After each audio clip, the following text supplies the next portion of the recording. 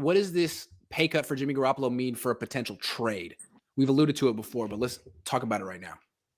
Well, I mean, to me, this is the best part of this entire thing.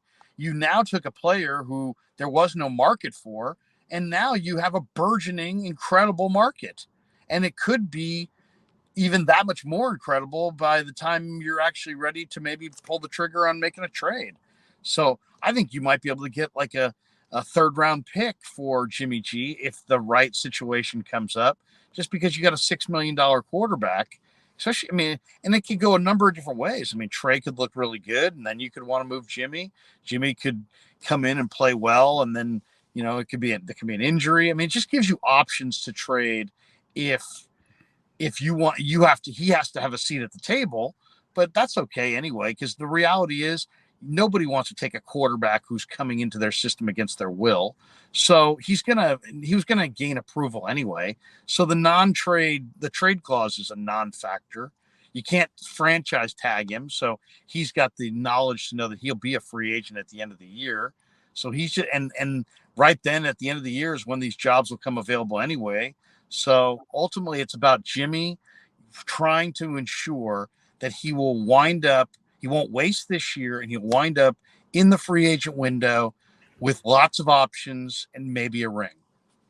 I do think this makes him more attractive in a trade in the sense that he was not attractive at all beforehand. But you got to remember that there are incentives in this deal. So if a team is trading for him to play, he's not going to be $6.5 million.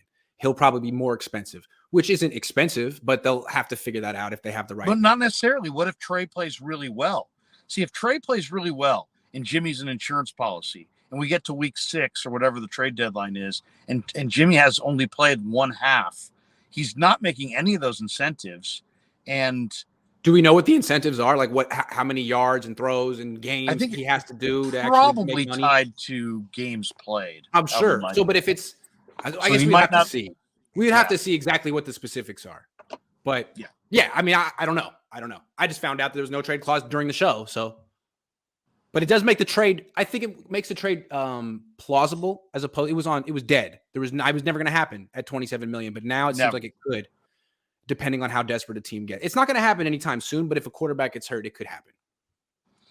Right. And it has to probably be the right quarterback. It probably has to be a contending team, but maybe not. If Jimmy gets an early season look and plays well, that could also help his market.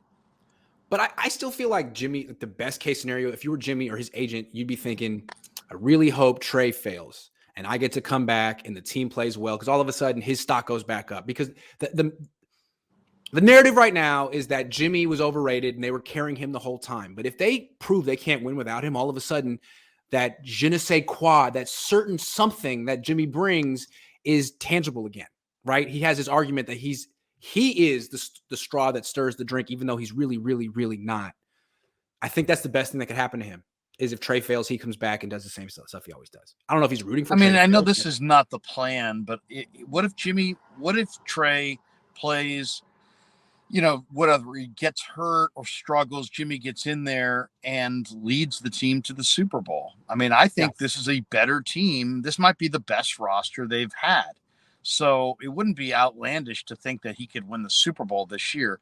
If he did I'd like to see him behind this offensive line. That is true. That is a concern. I mean, this is definitely an evolving picture on the offensive line.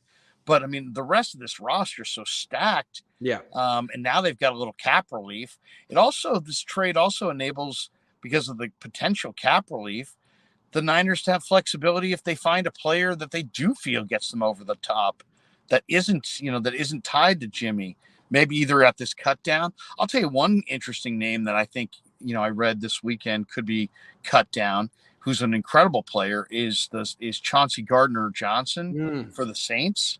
You're talking about one of the best nickel players in the game. And you got Womack, and I like Womack, don't get me wrong, but if I could add, Chauncey Gardner-Johnson at nickel, now you're talking about a Super Bowl caliber secondary, really premier.